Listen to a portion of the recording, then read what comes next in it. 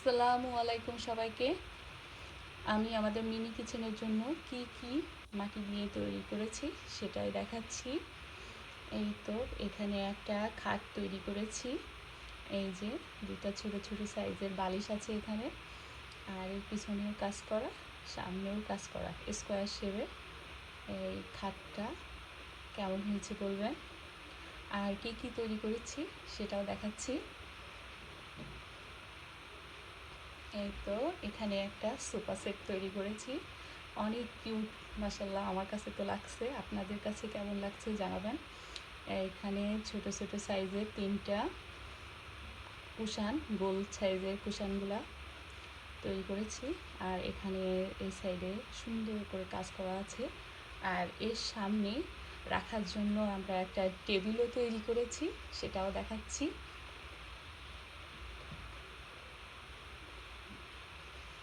এগুলো আমার মেয়ে আমার কাছে দিচ্ছে। এই যে ওর তো ও বললো এটা টেবিলের সঙ্গে খুব সুন্দর লাগবে, তাই আমি এটা টেবিলের উপরে রেখেছি। এই যে টেবিল, স্কোয়ার শেপের একটা টেবিল, এটা সুপার সামনে রাখলে কেমন লাগবে জানাবেন।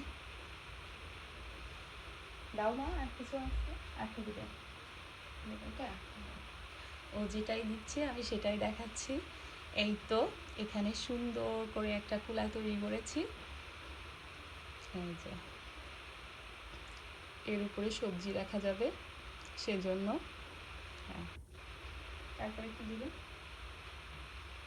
এই যে এটা যে ভাত মাড় গালার জন্য, সেটা এটা শুকিয়ে গিয়েছে, রোদ্দুরে রেখেছিলাম।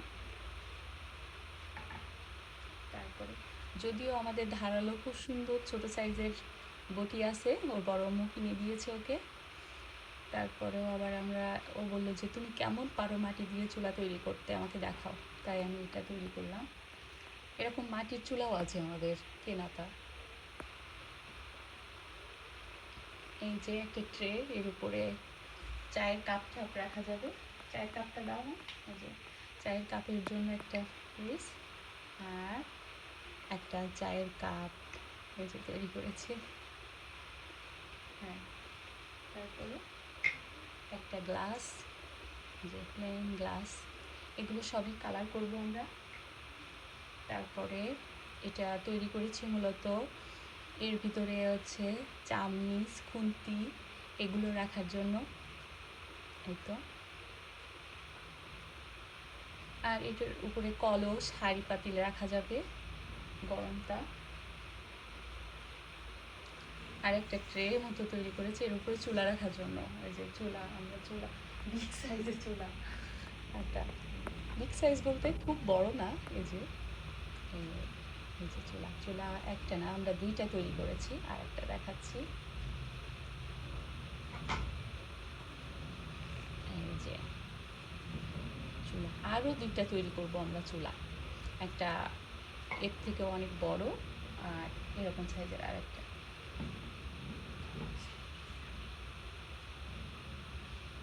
আর যেটা তৈরি করেছি আমরা, একটা বাড়ি।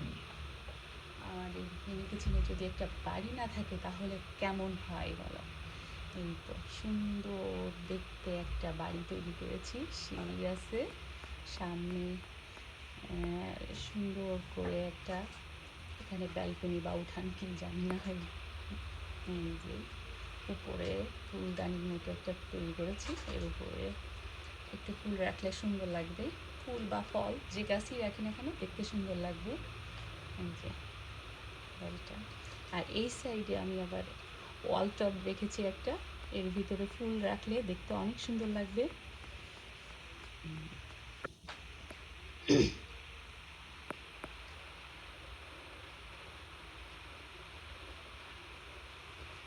কেমন হয়েছে বাড়িটা জানাবেন সবাই।